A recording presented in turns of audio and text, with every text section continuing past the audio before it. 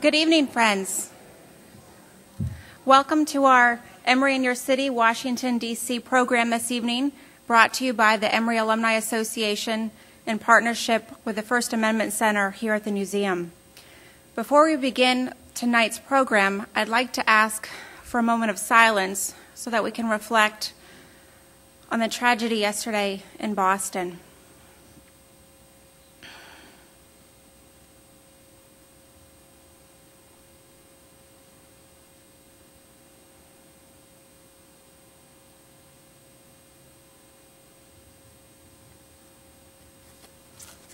Thank you.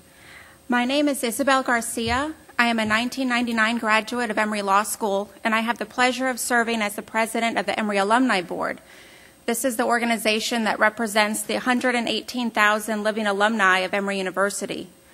Close to 5,000 of our alumni live here in the Washington, D.C. area, followed by another 1,000 in the Baltimore area. This makes this region of the country quite strong and dynamic in terms of our alumni representation. Welcome to all of our special guests from Emory who are here with us this evening, including members of our Board of Trustees, members of our administration and staff, and many alumni, parents, and friends. And a special welcome to our friends who are here with us this evening because of their affiliation with the Newseum and the First Amendment Center. It's a great crowd this evening, and we're so pleased to have you all with us. Our program tonight, The Story Being Written, the role of poet as public figure, is a special opportunity to hear from the extraordinary Natasha Trethewey, the 19th Poet Laureate of the United States.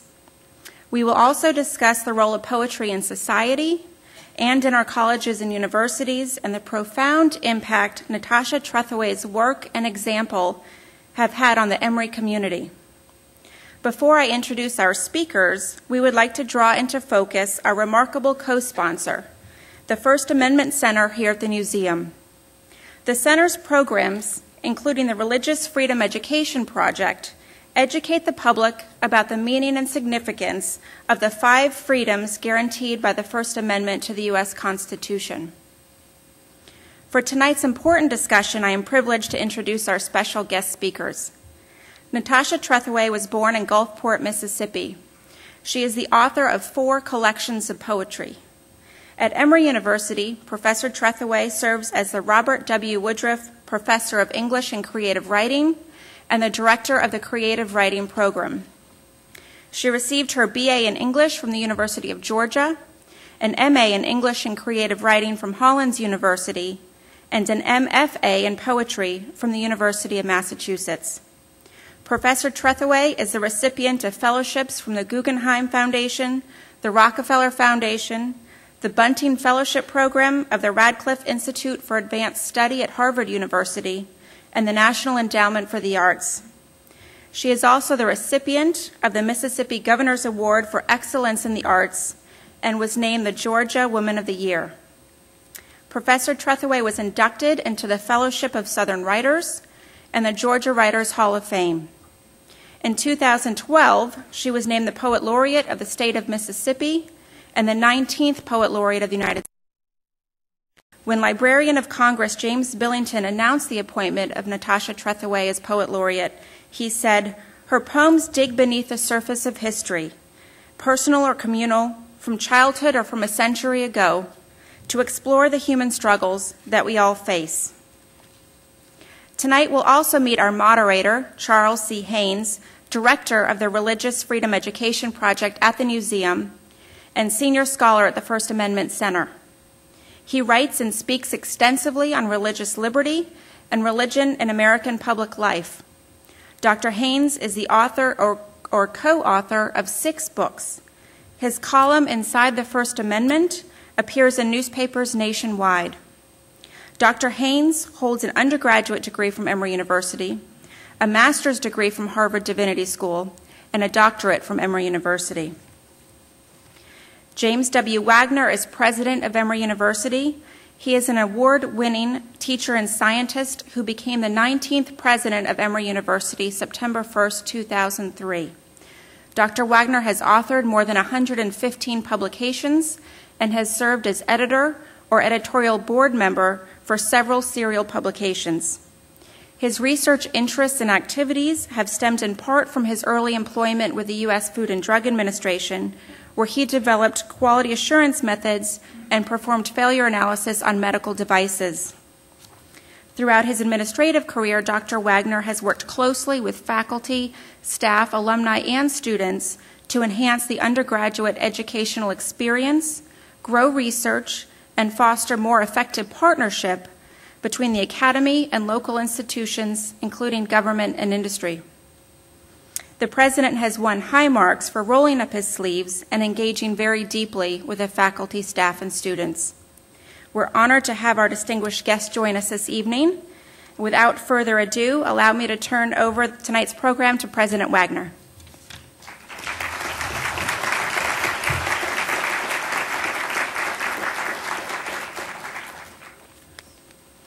Isabel, thank you and welcome to all of you. And I mean all of you. We have alumni and friends of Emory. We have folks that might not even know for sure how to spell Emory. But we trust that by the end of this evening, we will count you as part of the Emory family as well. So it's delightful to have you here. We get to enjoy 2 stars this evening. One is a distinguished alumnus, as you heard, with 2 degrees and recipient of the Emory Medal, the highest recognition that Emory affords to its alums. The second is a distinguished faculty member at Emory in English and creative writing, and also, by the way, the 19th Poet Laureate of the United States. The first, again, is a leader in securing and ensuring First Amendment freedoms. The second is a voice of the human spirit, reminding us of the power of expression of human thought, human experience, human culture. After all, those, when you think about it, are the strengths of the humanities within the liberal arts. And in fact, it's why Emory is committed to educating both the heart and the mind. Our motto says, the wise heart seeks knowledge. We have a conviction that to address the challenges and capture the opportunities of our day, we must look to the strength of what it means to be human, not the frailty of it. As arguments on 2 sides are fully substantiated by the tallies of the respective 2 sides' spreadsheets, or as the fully solid logic of one view clashes with equally solid logic of another view, when the tools of science and reason may not be sufficient for us to capture an opportunity or resolve a problem using our intellect alone, we need to comprehend the power of character, thought, and culture, and its role, and the role of those to advise wise judgment. Increasingly, it seems, we are in a period where that needs to be said out loud. We are in sort of a practical and pragmatic time. Maybe even we should call it a utilitarian time that seems to be heightened by, maybe it's financial insecurity, maybe it's political insecurity, including of the events we've just experienced. Our universities, the expectations given to our universities is that we should be producing job-ready graduates.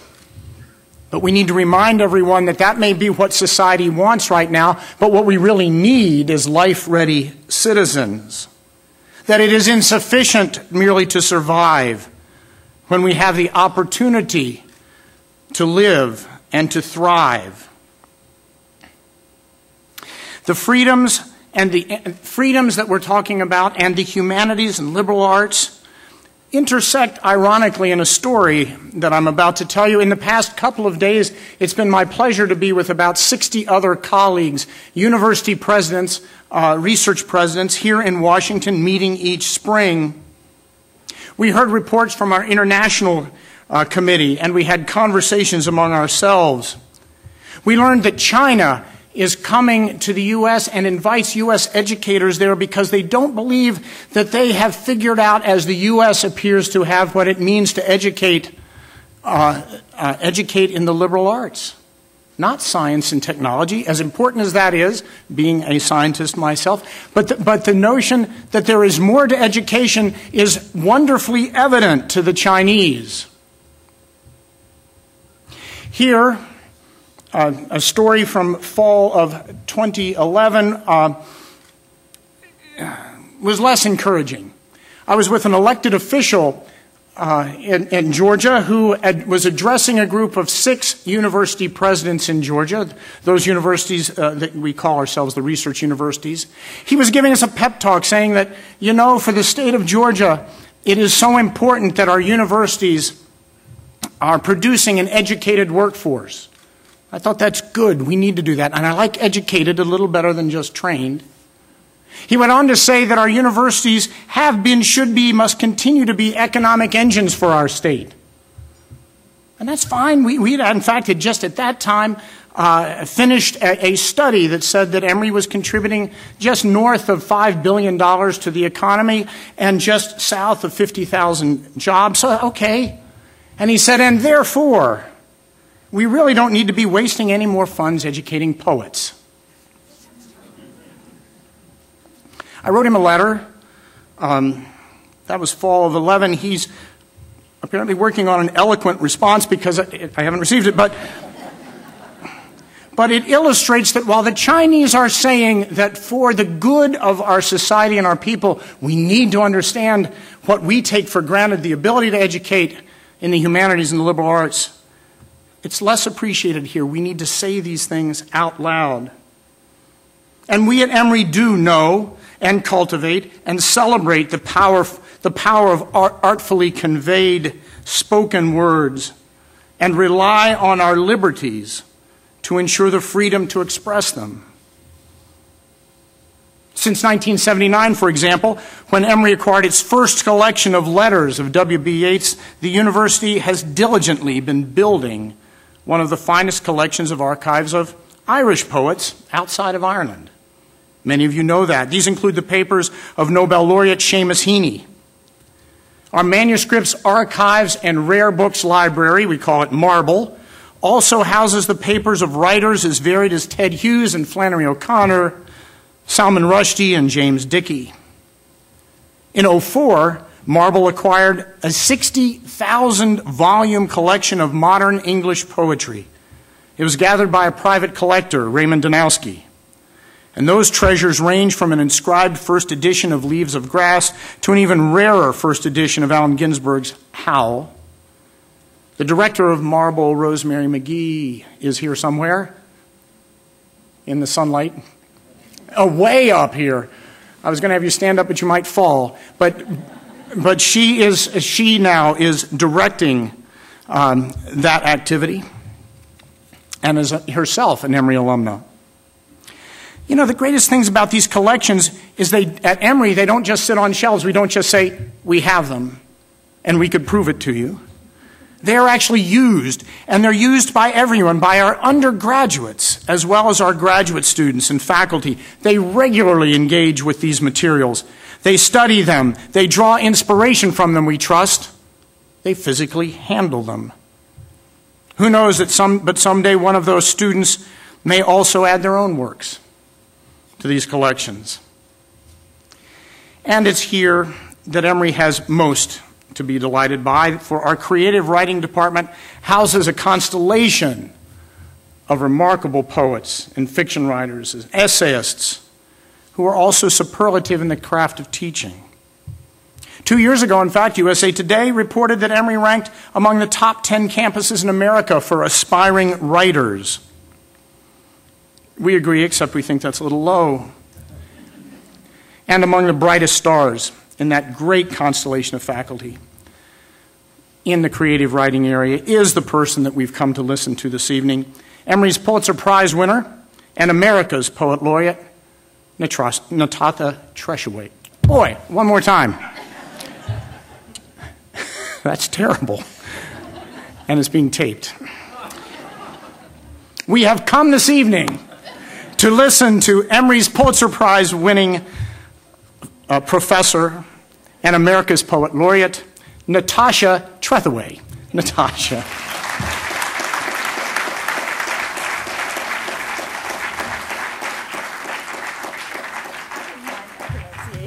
Will you let me forget that?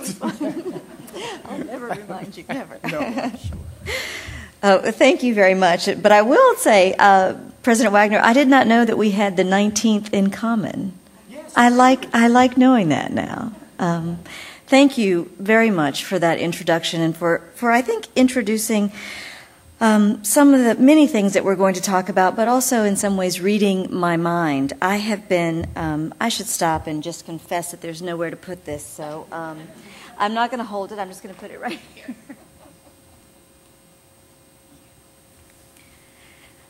I've learned a lot this term, this year, as Poet Laureate, and I have to tell you that just today I was working on the lecture that I'll give on May 1st, my final lecture of the term.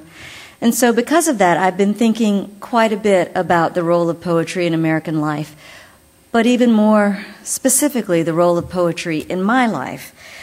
What I know about myself as a poet, beyond the many ways that I came to poetry, is that I am a poet always interested in the way that poetry helps us know something about the world that we live in. It also helps us to know something about ourselves and ourselves in that world. And for that reason, I tend always to write about history and to try to make sense of myself as a historical being, my place in the world that I've been given. I'm going to read just a few poems tonight so that we can get to the conversation and the question and answer period with you.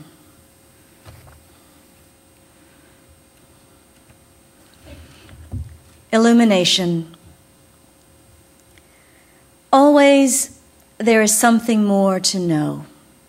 What lingers at the edge of thought, awaiting illumination, as in this second-hand book, full of annotations, daring the margins in pencil, a light stroke as if the writer of these small replies meant not to leave them forever, meant to erase evidence of this private interaction.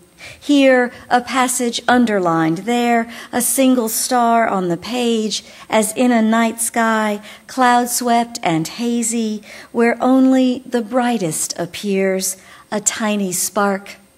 I follow its coded message, try to read in it the direction of the solitary mind that thought to pencil in a jagged arrow. It is a bolt of lightning. Where it strikes, I read the line over and over as if I might discern the little fires set, the flames of an idea licking the page, how knowledge burns. Beyond the exclamation point, its thin agreement, angle of surprise, there are questions, the word why. So much is left untold. Between the printed words and the self-conscious scrawl, between what is said and not, white space framing the story, the way the past, unwritten, eludes us. So much is implication. The after-image of measured syntax, always there, ghosting the margins that words, their black-lined authority, do not cross. Even as they rise up to meet us, the white page hovers beneath, silent, incendiary, waiting. I began this book trying to make sense of some paintings that I had found, and of course, at the same time, trying to make sense of my own mixed-race history growing up in the Deep South. I encountered these paintings when I was at Bellagio, not seeing them at first, but in a conversation with another scholar, which is one of the joys of interdisciplinary conversation, finding out something from someone who is doing privacy in the age of Shakespeare and has seen some paintings and is sure that they are something that I need to see. She told me about the Mexican Casta paintings, and these were paintings that across the century, across colonial Mexico, represented the mixed blood unions that were taking place in the colony. I was fascinated by them when I looked at them because For one, they are done always in series of 16. They begin with the white Spanish father. Right on each of the paintings, they have the different taxonomies for the people that you see, the husband and the wife and the child that they would have produced. I was also taken with the history behind these paintings, the idea that after a few generations, indigenous blood could be purified to whiteness, but that the taint of African blood was irreversible. So you got names like mulatto returning backwards, hold yourself in midair, and I don't understand you. If you were born a mixed blood, a Casta, in colonial Mexico, your name was recorded in the book of Castas. This is after a series by Juan Rodriguez Juarez, circa 1715. Taxonomy. 1. De Español y de India produce mestizo. The canvas is a leaden sky behind them, heavy with words, gold letters inscribing an equation of blood. This plus this equals this, as if a contract with nature, or a museum label, ethnographic, precise. See how the father's hand, beneath its crown of lace, curls around his daughter's head. She's nearly fair as he is. Calidad, see it in the brooch at her collar, the lace framing her face. An infant, she is borne over the servant's left shoulder, bound to him by a sling, the plain blue cloth knotted at his throat. If the father, his hand on her skull, divines, as the physiognomist does, the mysteries of her character, discursive, legible on her light flesh, in the soft curl of her hair, we cannot know it, so gentle the eye he turns toward her. The mother, glancing sideways toward him, the scarf on her head, white as his face, his powdered wig, gestures with one hand a shape like the letter C. See, she seems to say, what we have made. The servant, still a child, cranes his neck, turns his face up toward all of them. He is dark as history, origin of the word native, the weight of blood, a pale mistress on his back, heavier every year. 2. De Español y Negra produce mulatto. Still, the centuries have not dulled the sullenness of the child's expression. If there is light inside him, it does not shine through the paint that holds his face in profile, his domed forehead, eyes nearly closed beneath a heavy brow. Though inside, the boy's father stands in his cloak and hat. It's as if he's just come in or that he's leaving. We see him transient, rolling a cigarette, myopic, his eyelids drawn against the child passing before him. At the stove, the boy's mother contorts, watchful, her neck twisting on its spine, red beads yoked at her throat like a necklace of blood, her face so black she nearly disappears into the canvas, the dark wall upon which we see the words that name them. What should we make of any of this? Remove the words above their heads, put something else in place of the child, a table perhaps upon which the man might set his hat, or a dog upon which to bestow the blessing of his touch, and the story changes. The boy is a palimpsest of paint, layers of color, history rendering him that precise shade of in-between. Before this, he was nothing, blank canvas, before image or word, before a last brushstroke fixed him in his place. 3. De Español y Mestiza produce Castiza. How not to see in this gesture the mind of the colony? In the mother's arms, the child hinged at her womb, dark cradle of mixed blood, call it Mexico, turns toward the father, reaching to him as if back to Spain, to the promise of blood alchemy, 3 easy steps to purity. From a Spaniard and an Indian, a mestizo. From a mestizo and a Spaniard, a castizo. From a castizo and a Spaniard, a Spaniard. We see her here, 1 generation away, nearly slipping her mother's careful grip. 4. The Book of Castas. Call it the Catalogue of Mixed Bloods, or the Book of Not Spaniard, not white, but mulatto returning backwards, or hold yourself in midair, and the Morisca, the Lobo, the Chino, Sambo, Albino, and the No te entiendo, the I don't understand you. Guidebook to the colony, record of each crossed birth. It is the typology of taint, of stain, blemish, sullying spot, that which can be purified, that which cannot, Canaan's black fate. How like a dirty joke it seems. What do you call that space between the dark geographies of sex?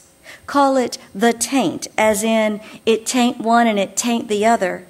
Illicit and yet naming still what is between. Between her parents, the child, mulatto returning backwards, cannot slip their hold. The triptych their bodies make, in paint, in blood, her name, written down in the book of Castas, all her kind, in thrall to a word. This has also been the most difficult book for me to write.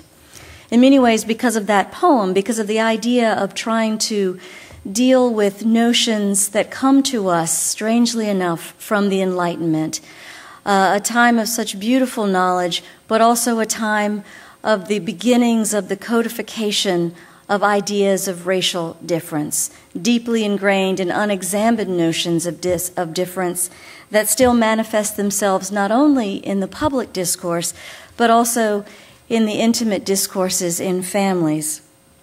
For that reason, I was trying also to write this book to examine my own relationship to my father, to my parents, in the only language my father, who was also a poet, would actually listen to. The poem is after a chalk drawing by J.H. Hasselhorst from 1864, and it includes a line from a poem of my father's. Knowledge. Whoever she was, she comes to us like this. Lips parted, long hair spilling from the table like water from a pitcher, nipples drawn out for inspection. Perhaps to foreshadow the object she'll become, a skeleton on a pedestal, a row of skulls on a shelf. To make a study of the ideal female body, 4 men gather around her. She is young and beautiful and drowned, a Venus de Medici risen from the sea, sleeping. As if we could mistake this work for sacrilege, the artist entombs her body in a pyramid of light, a temple of science over which the anatomist presides. In the service of beauty, to know it, he lifts a flap of skin beneath her breast as one might draw back a sheet. We will not see his step-by-step parsing, a translation, Mary or Catherine or Elizabeth, to corpus, areola, vulva. In his hands, instruments of the empirical, scalpel, pincers, cold as the room must be cold, all the men in coats trimmed in velvet or fur, soft as the down of her pubis. Now 1 man is smoking. Another tilts his head to get a better look. Yet another at the head of the table peers down as if enthralled, his fist on a stack of books. In the drawing, this is only the first cut, a delicate wounding, and yet how easily the anatomist's blade opens a place in me, like a curtain drawn upon a room in which each learned man is my father. And I hear again his words. I study my crossbreed child. Misnomer and taxonomy, the language of zoology.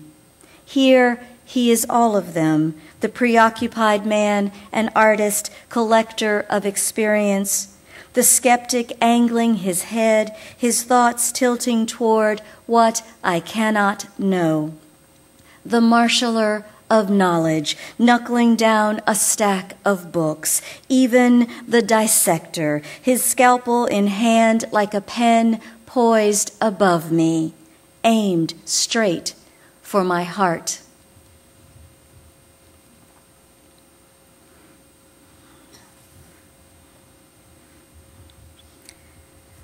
This is after a photograph from the series The Americans by Robert Frank. Help, 1968. When I see Frank's photograph of a white infant in the dark arms of a woman who must be the maid, I think of my mother and the year we spent alone, my father at sea. The woman stands in profile, back against a wall, holding her charge, their faces side by side, the look on the child's face strangely prescient, a tiny furrow in the space between her brows. Neither of them looks toward the camera, nor do they look at each other. That year, when my mother took me for walks, she was mistaken again and again for my maid. Years later, she told me she'd say I was her daughter, and each time strangers would stare in disbelief, then empty the change from their pockets. Now I think of the betrayals of flesh, how she must have tried to make of her face an inscrutable mask and hold it there as they made their small offerings, pressing coins into my hands. How like the woman in the photograph she must have seemed, carrying me each day, white in her arms, as if she were a prop, a black backdrop, the dark foil in this American story.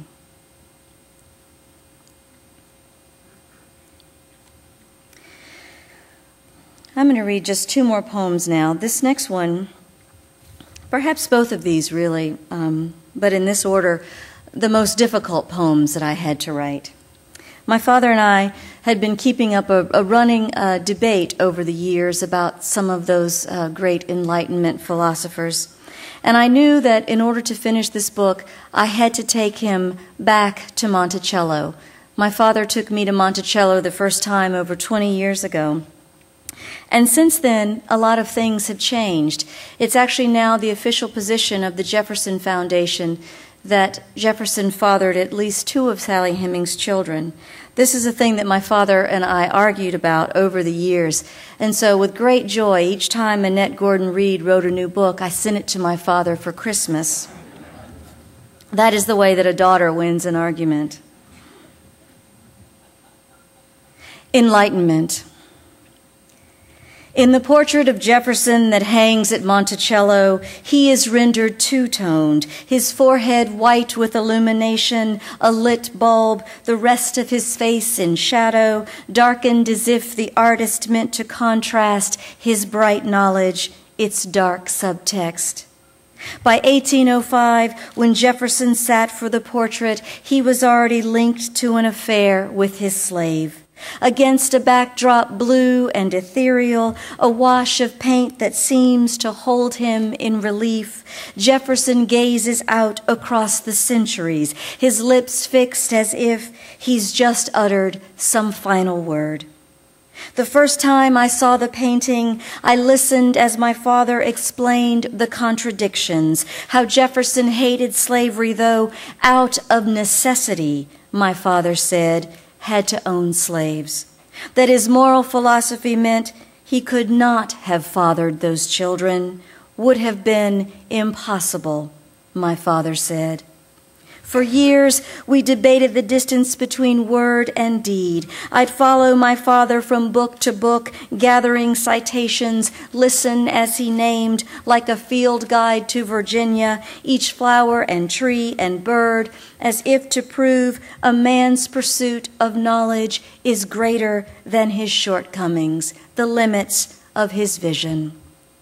I did not know then the subtext of our story, that my father could imagine Jefferson's words made flesh in my flesh, the improvement of the blacks in body and mind in the first instance of their mixture with the whites, or that my father could believe he'd made me better. When I think of this now, I see how the past holds us captive, its beautiful ruin etched on the mind's eye. My young father, a rough outline of the old man he's become, needing to show me the better measure of his heart, an equation writ large at Monticello. That was years ago. Now we take in how much has changed. Talk of Sally Hemings, someone asking, how white was she? Parsing the fractions as if to name what made her worthy of Jefferson's attentions, a near-white quadroon mistress, not a plain black slave. Imagine stepping back into the past, our guide tells us then, and I can't resist whispering to my father, this is where we split up. I'll head around to the back. When he laughs, I know he's grateful I've made a joke of it, this history that links us, white father, black daughter, even as it renders us other to each other.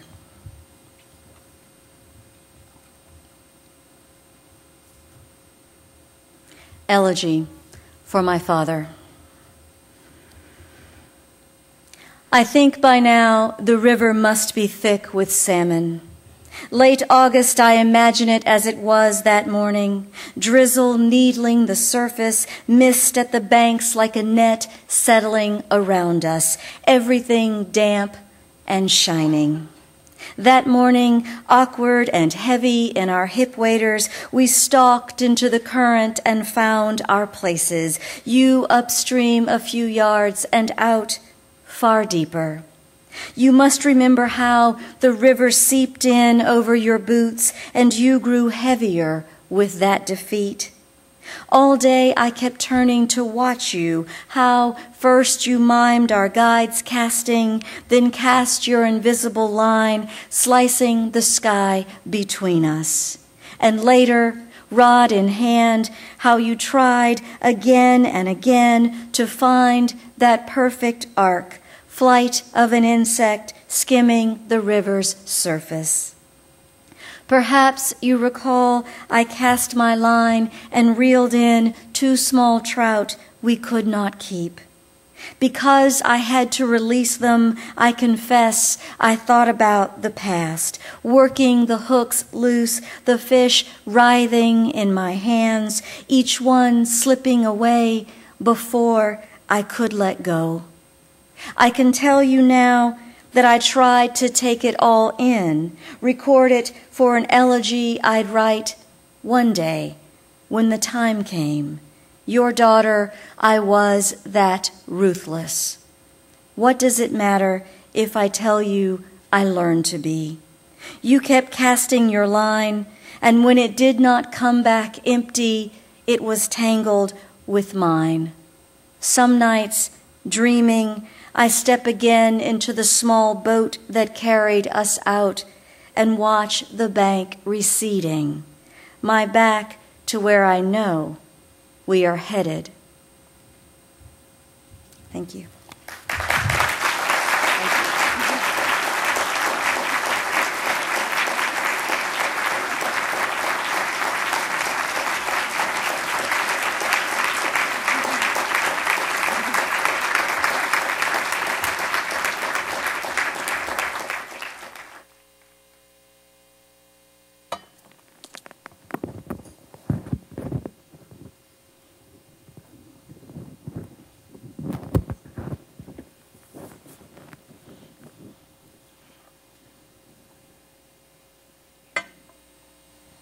Thank you, Natasha, for that beautiful, beautiful reading. And it's from the book Thrall. Natasha didn't mention the title, but I will. This is her latest collection of poems, and it's magnificent, as you heard. And thank you for being here. It is on. Can you hear me back there? Is it not on loud enough? Might have turned off. Oh, okay. Well, I'll use this. How about Natasha? Can you hear her? Is mine on? Yes. Yes? Okay, good. All right, that's good. You. Thank you.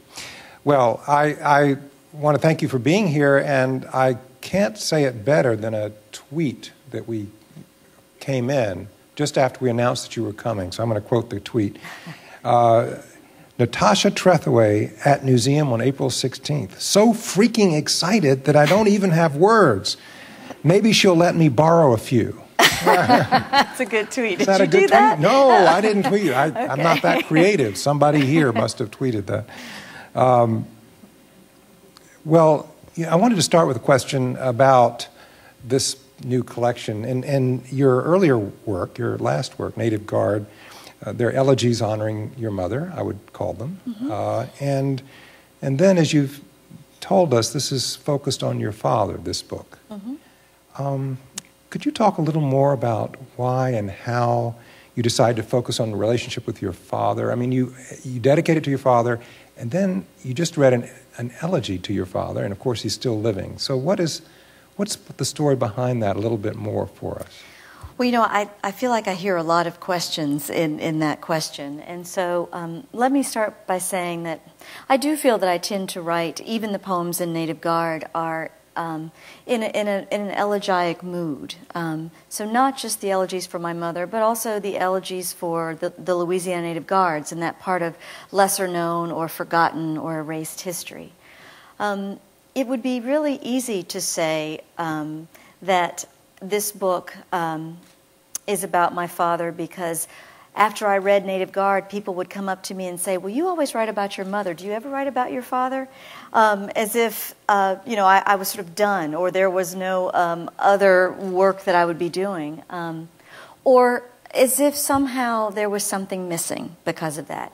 Now, I will also point out something very particular in the language, and that is in my first book, Domestic Work, is dedicated for my father. It is a book that I wanted to dedicate to him because he's a poet. He was one of my first teachers.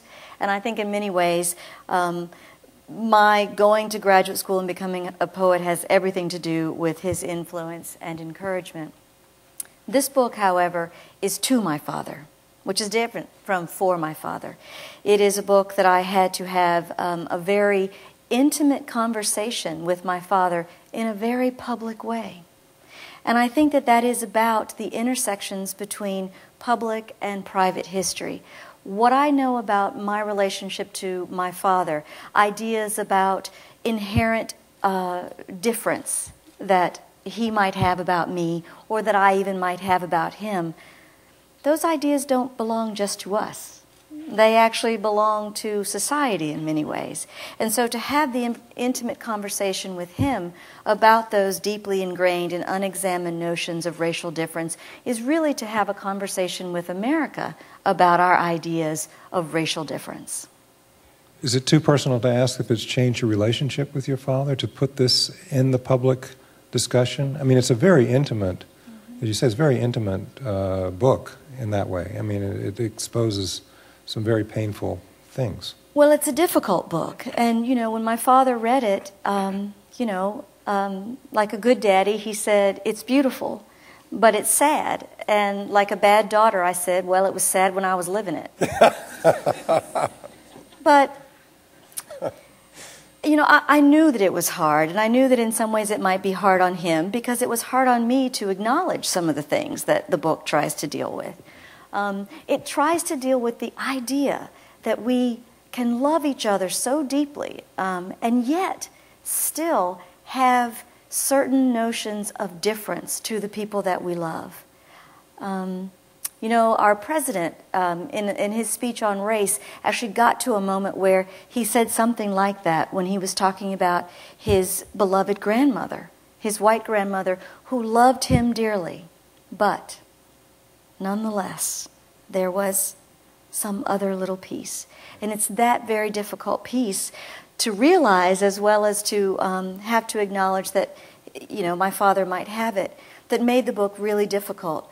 But at the same time, it is about love, too, and how difficult knowledge is. I begin the book with two epigraphs.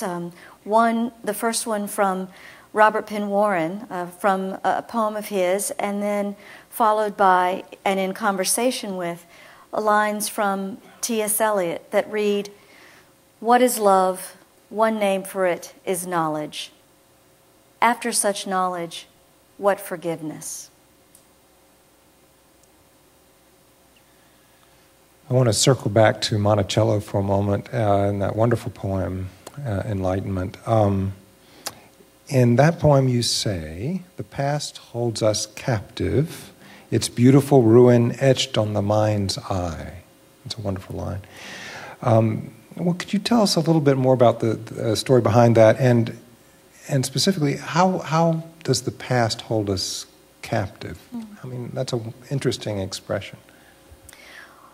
Well, I think it was James Baldwin who said people are trapped in history, and history's trapped in us also. We're held captive by the histories that we inherit, and we've inherited much history. I'm always thinking of Heraclitus's axiom, geography is fate. So the fate of my particular geography is to have been born into the Deep South, into Mississippi, at a historical moment in which interracial marriage was still illegal, a time when I was rendered illegitimate in the eyes of the state, way before Loving versus the state of Virginia. I think there were at least 20 states in the nation that still had anti-miscegenation laws on the books.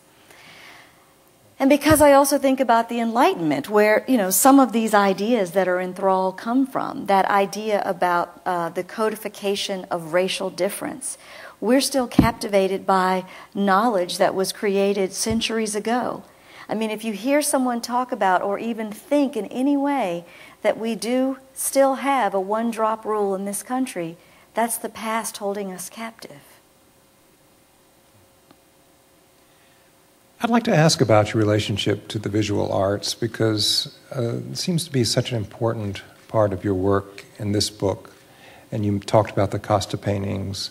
How does that work when you're working on poetry and you're working with visual arts? And how did you come to do that in your work, in your life? I mean, you had an earlier book when you focused on photographs. So it seems to be part of how you approach poetry. Could you talk a little bit more about that relationship? Yeah, didn't you just said to me a little while ago that you don't have a very visual memory? Is that right? That's true. Yeah. Well, I think I'm sort of the opposite. That I began as a child. It seems to me that it started like this. I loved to visit my maternal grandmother in Mississippi once I'd moved away. And in order to keep as much of that time with her as possible, I would visually record everything about her house, down to the last detail of where bottles of perfume were stationed on her dresser.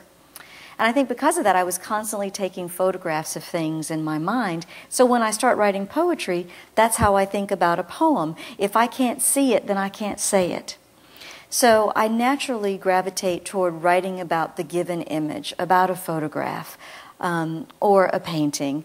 Both of them also represent a kind of document of the past. They don't tell us everything. They leave out lots of things, but they also create other windows and avenues of exploration.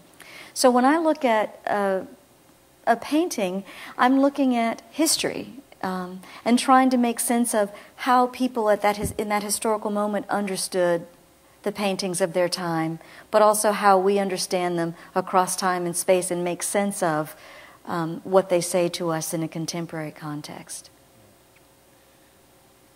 This may seem to be a little odd question, but I wanted to ask it since I have this privilege of talking to you. Elizabeth Bishop, who's one of my very favorite poets, she famously refused to have her poems included in anthologies of women poets. Oh. So how do you feel about your own inclusion in literary groupings based on gender or race? I mean, do Do you welcome or object to being clustered with other women poets, with African American poets in publications or events? Or how is your thinking about that? Well, as you can imagine with my history, I don't want to be excluded from anything. I do feel that, I can understand and imagine why that would have been a particular issue for her. And the time is a little different now. Things are obviously changing. But often to be included in those things is to be marginalized, to be seen as only this and not that and that and that. So I never reject being included in anthologies that have to do with race or gender or southernness.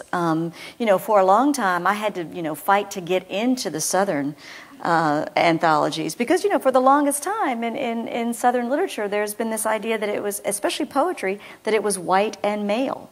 Even in the Fellowship of Southern Writers, which I'm a member, up until about 1995, there were no poets who were not white men. That's really recent. And so the first two they got Ellen Bryant Voigt and they got Yusuf Komunyakaa. So they got a woman and a black at the same time. But that was a long time coming. When I sit down to write, I don't think about membership in any group. But I, of course, bring all the group memberships that I have with me every time I sit down to write. Well, now that you're Poet Laureate of Mississippi, I don't think they can exclude you from here on out. That's right. Well, we have some teachers I know in the audience tonight, so I can't help but ask, what ways would you say teachers should think about in cultivating a love of poetry in their students? I mean, poetry is not an easy sell for some students. No. And that's why it seems to me that starting with loving it yourself, wouldn't that be it? I don't know. It seems to me that all I can try to do in my own classroom is to love what I teach. And I think if you love what you teach, then that enthusiasm spreads to the students. That doesn't mean that I love every poem I've ever read, but it might mean if I'm starting out trying to get my students interested, I might teach those ones I love first, the ones that I'm able to be most enthusiastic about. And then we go from there. You obviously don't have the state standards to deal with in what you're teaching. Just kidding. Right. That's kidding. There's not a lot of flexibility. Well, no, Emory is very flexible, but if you teach in a public school... No, that's what I meant. You're making the joke on me. I'll give it back to you. I wanted to also, I'm going to turn it to the audience, but one other question. And Wallace Stevens said that art helps us to live our lives. How has your own art helped you to live your life, and how do you hope it will help others? I mean, you're now Poet Laureate, so I should think this is something you've been thinking about. Yeah. Well, this is what I was thinking about today. I'm working on that lecture that I have to give, and I've talked about this before, but in really trying to make sense of my own relationship to poetry and what it's meant in my life, I started thinking about my earliest childhood, and my relationship to poetry was very different then than it was later on in school when I had a pretty bad experience. I mean, even though my father and my stepmother are both poets, there was a moment that I thought I hated poetry. I thought I couldn't understand it, that it was too obscure and abstract, and that it didn't speak to the everyday lives of ordinary people. Now, what I know about that now is that perhaps I hadn't read the right poems yet. But that was a reason at a moment in my life to turn away. The turning back to poetry, though, is the more important moment. And for me, it was about grief. It was about loss. And the need to find, as Liesl Mueller put it in her poem, something that would grieve with me. The only thing that would grieve with me. And it was at the moment that I, perhaps in a college classroom, came across Auden's Musée des Beaux-Arts. And getting to the end of that poem, you know, sort of beginning with that idea about suffering, they were never wrong, the old masters. And then getting to the end of the poem where he begins to describe the painting of Icarus, landscape with the fall of Icarus. And then in the description you see the painting, the tiny little legs of Icarus falling into the sea as everything else goes on around as if nothing is happening. When I was grieving the loss of my mother, when I was 19, I felt that I was alone in the world, that no one felt or could see this tremendous loss that I had faced, that the world was going on about its business. And then I saw that poem, and I knew that my experience wasn't unique, that I wasn't alone, that this was what always happened. And strangely enough, that was comforting, to know that in that experience of feeling so desperately alone, I shared that with someone who'd seen it before, and many artists who'd seen it before too. Thank you. I want to give others an opportunity, and we have microphones on this side and on this side, so please, if you want to ask a question, if you could come to one of the microphones so that we can hear you, and don't be shy. So I'll just wait until you make your way.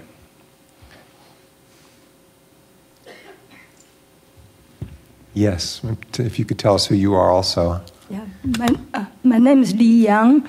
I would like to ask whether you can give an expression. You know, in the history, they always have some hero or very poetic, literate people who always express very strongly in their time, in their current situation.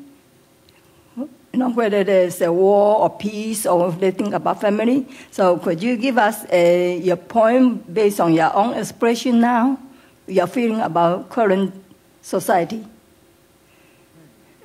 I'm sorry, I think I'm misunderstanding one part of your question. I'm thinking about historically a lot of good literate Shakespeare or Chinese heroes or political figures, officials in dynasty, they always have a very strong feelings about their frustration in order to make a good contribution, but they got frustrated because the society is so bad that their contributions are rejected, ignored, and instead they are exiled to somewhere else. So I just wonder if you can use the current situation that you have your own feelings and give us a little bit poem. Are you asking if I have written a poem that... No, just now, whatever you think about your society now, just give us any... Your feelings about society now, and how is that reflected in your poetry, perhaps? Is that, Maybe. Well, let me just say something also about what I'm working on and what this May 1st event is about, and I hope that I can encourage some of you in the audience to come to it. It's called Necessary Utterance, Poetry as Cultural Force, and I think it is going to try to address, I lost you, I think it's going to try to address your questions in some ways. I've asked 5 poets to come first and to give a reading in the afternoon. So, for example, one of the poets who will be there is Brian Turner, who is an Iraq War veteran. Has written 2 books of poems, the first called Here Bullet, and the second one that deals a lot with PTSD. So this is a poet who is really speaking into and back to and about our contemporary moment, about war, about what happens to soldiers who go and who come back. And I think that there's a real cultural force and necessity to a contemporary voice who's telling us at that moment what it is to be who we are and to deal with some of the greatest trials of our particular troubled time. Another poet who's coming is Patricia Smith, who was a finalist for the National Book Award for a book about Hurricane Katrina, Blood Dazzler. This is someone who is writing about natural disaster and and you know, we keep having natural disasters. We keep having these experiences, and she is dealing in poetry with those kinds of things. Each of the writers that will be there, I think, will speak to the idea of how poetry can talk not only to history, and even in my work, I try not to talk just to history. When I'm writing about history, I'm actually writing about the present, because I'm writing about historical memory in many ways. As for my contribution to that event, I will try to give a lecture that grapples more with why it is that I think in our tumultuous times we need to turn to poetry. It seems like a thing that I know so intimately, and yet the moment you start to try to say it, especially to the non-believers, it is like faith, you know? How do you convey something about the nature of faith to a non-believer? So if I'm speaking to people who are already, you know, poetry fans, readers, writers, that's easy. Speaking to the people who don't think it matters is harder. I don't know if I will have the answer by May 1st, but in my time here, I've met with a lot of people who've come to my office to have conversations. Dana is here. I told her I'd been thinking about her. One of the things that she said to me, to help me, I think, write this essay, is the way that we need to remember that poetry is our sacred language. That in a time of the erosion of civil discourse, that poetry is still the language we have to speak to each other and to hear each other. I know that's why I wrote these poems to my father, because I know he would listen, even as difficult as what I had to say was. Thank you. And let's see. I'll go here. Yes. Hi there. Thank you for sharing your poems today and for putting to words what was very difficult, as you described. My question is, actually, I was told to introduce myself, which I failed to do. I'm Neelam, and I'm a DC-based poet and performing artist. And when I write about identity. So this is more a question sort of literary, my literary question. So when I write, it's very narrative, storytelling oriented. I noticed some of yours fell in that line. And so when I perform, I get, you know, theater reviews, people come, and I dub it as poetry, because I write in poetry and I perform in poetry. My question is, you know, what is a healthy response when a reviewer whose words you end up reading at some point? You know, I've gotten good reviews and bad reviews, and that's life. And one of the things I've heard is, well, Patel writes for the stage, but it's not poetry. And it's not storytelling either, because sometimes it's complete sentences and sometimes, it's not. So, I don't know. Don't you just love the pronouncements that people are willing to make about what is or isn't poetry? You know, what's difficult about that? I've even in your description of it, Patel saying that, you know, that response might come because sometimes it's in complete sentences or sometimes it's not. Well, so is poetry. I think that we're in a very exciting time for poetry in America because we have so many poetries. We have spoken word. We have, you know, the lyrical stylings of some hip-hop artists. We have, you know, what people think of as the difference between, you know, the page and the stage kind of poetry. You know, a few recent scholars have published volumes that analyze the lyrics of hip-hop songs as if, you know, they were poetry. And they are a kind of poetry. They have rules also. I don't think that the rules are always the same.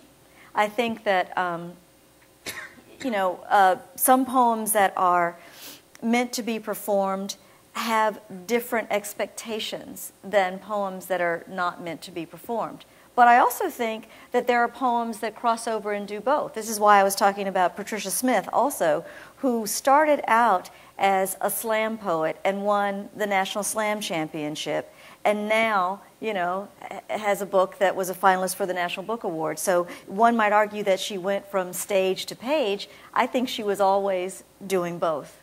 I think there are people who are not ready to see that we have a great diversity, which means a great richness of poetry. I don't like to, you know, say that one is better than the other. I like to say that they're very different from each other, and that they're valuable to us as a society because they help us to see each other. They help us to hear each other, to learn more about the world. I also have to say, I'm like you, but I try very hard not to read those things, the good ones or the bad ones, because I'm bound to read all sorts of praise and forget it and focus only on the bad things, as somebody said. It's hard not to. I can't help but thinking without also, you know, having read your poems or seen you, but it makes me wonder, because of the kinds of criticism that I've seen, that often it's perhaps even your subject matter that bothers someone, that perhaps there are people who think that there are certain subjects that are the subjects of poetry and ones that are not. I mean, I just read that essay that Joseph Epstein wrote for the Wall Street Journal, The Poetic Justice of April 1st, and you know, in which yet another person is, you know, declaiming the death of poetry or the lack of importance or relevance of poetry in our lives. And, you know, hearkening back to the good old days of another generation of poetry, even as in that generation those poets weren't liked particularly by everybody either. So, you know, it's funny to me that there are so many times that people just want to dismiss and to say that, you know, this isn't poetry or poetry's gone or whatever. I think both of us have to write what our hearts tell us to write and not worry about that. Thank you. I'll go on this side, and then I'll come back over here. Yes. Hi, my name is Lauren Mayros. I'm class of 2002. And as many of us know, as all of us know, we have a very beloved tradition at Emory, the Carter Town Hall meeting. Have you been to it? I have not. I think many of us have, and when I was a freshman, I was lucky enough to have a question answered by President Jimmy Carter. Yes. And that question I asked him was if he could recite his favorite poem. As we all know, among his many accomplishments, he's a poet. Mm-hmm. So I'd like to ask you the same question. What is your favorite poem, or what is your favorite part of a poem, perhaps? Are you asking me to recite it? Of course. Yeah, I do this as a parlor trick. Let me see if I can do it right now. Theodore Rutke's My Papa's Waltz. The whiskey on your breath could make a small boy dizzy, but I hung on like death. Such waltzing was not easy. We romped until the pan slid from the kitchen shelf. My mother's countenance could not unfrown itself. The hand that held my wrist was battered on one knuckle. At every step you missed, my right ear scraped a buckle. You beat time on my head with a hand caked hard by dirt, then waltzed me off to bed, still clinging to your shirt.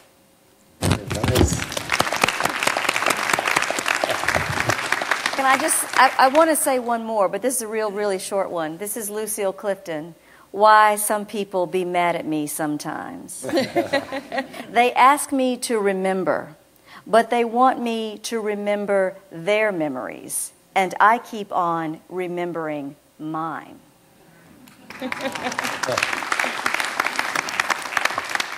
Yes, please. Hi, my name is Jill Schreifer. I'm a Goizueta graduate from 2005, and I read an article recently that you're one of the only, if not the only, poet laureates to have an office and residence at the Library of Congress. And I would like to ask you a little bit about who's been coming to see you and what you think the impact has been of having office hours for America. Yeah, you know, it is kind of old school because when the position was just the consultantship, the poet had to move to Washington and be in the office all the time, but it hasn't been that way for over 30 years. But I love the opportunity to do it because I love the library. I love that it is a public space for Americans and for visitors. And I also thought that that was the best way to learn something about the job I'm supposed to do. Because it seems like, as I said before, a really difficult thing to figure out how to bring poetry to the wider audience and the wider audience of non-believers. Now, I want to just ask this, but if you're in this room and you've been to my office hours, would you just raise your hand for me? All right, I see 3. Oh, 4. So there are at least 4 people in here who have been to my office hours. And in those office hours, as I mentioned, you know, I met Dana, and she's helped me in ways you can't imagine to try to work on this essay that I have to do. I've met professors and their graduate and undergraduates. I've met principals and teachers with their high school students. I've met parents with their children, small children often. I've met researchers. I met a group of people, Mennonites, who, after hearing my interview with Diane Rehm, realized that in the 60s, when the Mennonites were among the groups who were trying to promote integration, they moved down to Gulfport, Mississippi, into the neighborhood that I'm from, and they taught my mother in elementary school. And they realized when they heard the interview that I was talking about the same woman that they knew. So they came and showed me photographs, and which was a lovely way to get back a piece of my mother that, you know, that I wouldn't have known about. So lots of amazing things have happened in there. But mostly, you know, when I asked people to come to give me advice, people have done it. I think if you just ask, people will tell you things that you need to know. And that's been the best part of it to me. But it's also been a way to sort of feel like I'm part of DC and part of getting to know people and part of the library, which is, you know, the greatest library in the world. Yes, sir. Yeah. Hi, my name's Dave Price, and I have probably the only job better than Poet Laureate. I'm retired, so we'll start there. My question is this, you know, writing is inspiration, it's also perspiration. Okay, in that sense. So I would like to ask kind of a technical question. Mm-hmm. And of course it varies with each thing that you write, I'm sure.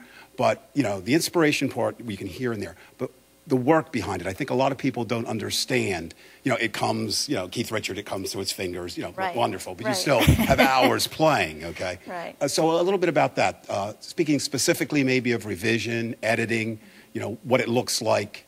You know, and then the finished version. If you could just talk a little bit about that. Yeah, thank you. I appreciate that question. That yes, you know, one part inspiration and the rest is definitely perspiration. But I enjoy. That's the part that's fun, and the part that, you know, that because it's the fun part it's the part that I try the hardest to convey to my students, because so many people do think that it just begins with you get it right through the fingertips, of course, and it's perfect in the first version. That's never true for me. I have spent years trying to work on a single poem, and I think I have enjoyed and felt most satisfied with some of those poems, you know, because of the labor and the years of thought and sweat that it took to work on them. You know, sometimes for me, revision takes a formal element. I find that when I'm having difficulties with a poem, perhaps because of the difficulty of the subject, the emotional intensity of it, that I've had to turn to form. So, for example, that happened a lot in my book Native Guard. I have a poem that's a pantoum that didn't begin as a pantoum. It began very simply as a kind of pedestrian narrative lyric, and I knew that it wasn't working. And I kept fiddling with that same draft for months, making, pretty significant changes to what was there, but deciding at some point that what was there needed to go away, that whatever inspiration might have been for that poem, I could still take with me, but I needed something different formally to guide the poem. And so what I did was try to narrow down what the poem was about. This is a poem called Incident. It's about, I say, you know, the beginning, what made me think of writing it was remembering this incident from my childhood when a cross was burned on my family's lawn. So that's a pretty, you know, traumatic incident. And the earlier poem just sort of proceeded along those lines, like, you know, this was horrible. Here's a little epiphany at the end, and it wasn't doing anything. So I remembered an assignment that Michael Harper used to give to write a 5-line autobiography. So I took that idea, and I took that little, you know, pedestrian poem that I had, and I wrote a 4-line narrative. I decided to condense all the stuff that I tried to write into a 4-line narrative. So the poem began, we tell the story every year, how we peered from the windows, shades drawn, though nothing really happened, the charred grass now green again. Now with those 4 lines, because a pantoum requires that you take lines 2 and 4 and bring them down as in the position of 1 and 3 of the next stanza, and write 2 new and on, that you're guided by the form and not simply what I thought I had to say about this incident. It changed everything about the poem. Yeah. Yes, we'll go to this side. Thank you. Hi, I'm Brenda Jones, and something woke up in me when you said poetry was our sacred language. I just felt, you know, I was like, that's it. Dana. And I was wondering 2 things. Firstly, whether or not you feel looking at the evolution of poetry would in some way tell us about our sense of sacredness. And I relate that very much to our ability or our inability to connect to human dignity. Somehow or the other, it really resonated that part of why we don't connect with poetry and why we, you know, are struggling in this time is because we don't connect to what's sacred. I don't even know whether we know what we believe is sacred at this time.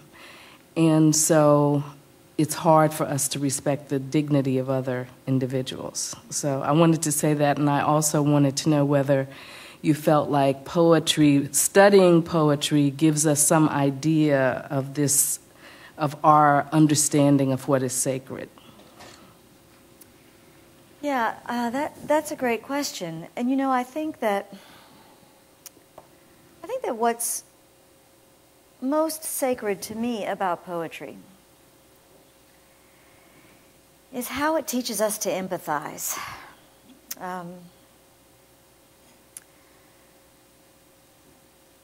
Because there's the intimacy of the voice, because we're able to learn something about ourselves through the intimate experiences of another, it helps us to empathize with others.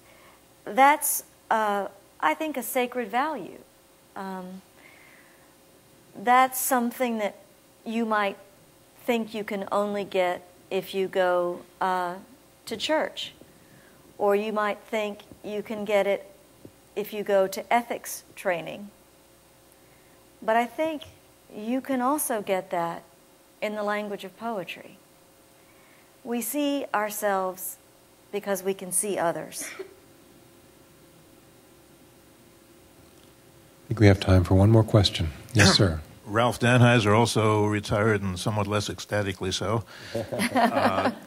Thank you for a wonderful presentation. I have a one-word question which the answer to may be obvious and which you've implicitly perhaps addressed. It strikes me forcefully in your presentation that you, like another mixed-race individual, President Obama, seem to identify more closely with the black part of yourself than the white part of yourself. The question is, why? The answer is history, or you are what the cops say you are. No, but yeah. Really, it is sort of, let's go back to being held captive by the past. That's always a very difficult question, but I get it a lot, and I want to do justice to it, not simply with my fun answer about the cops, but whenever I'm asked that question, I get a sense that people believe that there is a choice. Now, geography is fate. You know, I was born in Mississippi in 1966, and if those dates mean anything to you, it might suggest to you the kinds of things that I've seen in my lifetime, and perhaps many of you have seen them too. You know about them firsthand, or you know about them from films or from histories that you've read, that it isn't really possible to make that choice. That we do, from the Enlightenment, still have ideas about the one-drop rule, that you are rendered this in the eyes of the kinds of people that get to make decisions about where you live, or what kind of health care or housing or justice you have in the courts. I don't think it's always been simply a choice that I'm making.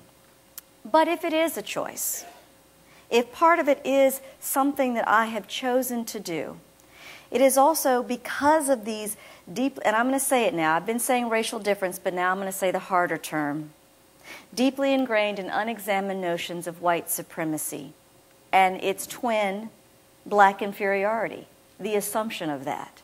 So that often that question, and I'm not saying that the questioner means that now, but what I'm being asked is, why would you identify with that when you could identify more with this?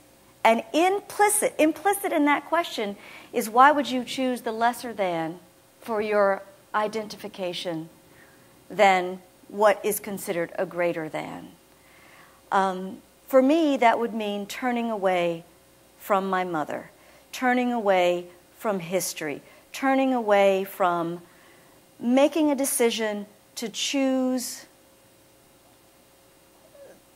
what some people would consider the despised part of the self for a nobler cause. It bothers me every time someone says, if I do something good, oh, that's your white side. And I've been told that many times. Or, you're not like the rest of them, meaning my mother, my grandmother. So if there is a choice, it is that I choose to represent the rest of them as the best of them.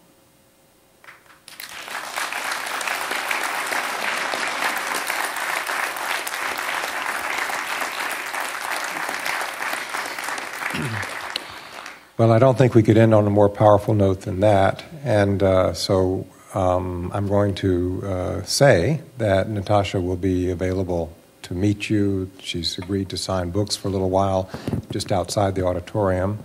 So I invite you to take advantage of that opportunity. And also like to take this opportunity at the end here to thank Emory University, President Wagner. You know, Emory University has meant so much to so many of us in this room. Certainly meant a great deal in my life, and it is truly a great institution. And I think tonight we've experienced something of that greatness that Emory brings to the world through this wonderful faculty member and poet. And also like to thank Natasha. It strikes me tonight that we have so much to struggle through in the United States on these issues, and people say, oh, we've come a long way, but when I look around, I see how much there is to do. It's sometimes overwhelming, the children that are being left out and left behind, even today. This is not just the past, and your poetry speaks to them today. you draw from the past, but as you said, you really are speaking about them today. But you know, I can't help but say tonight is also a reminder of what hope we have, because not only because of what comes through your poetry, but you are the Poet Laureate of Mississippi. You are the Poet Laureate of the United States. And if those aren't signs of hope, I don't know what would be a sign of hope. So we have a lot of work to do. Well, the fact that Mississippi has finally ratified the 13th Amendment. Well, there you go. That's hope. There you go. That's hopeful. That's a sign of hope.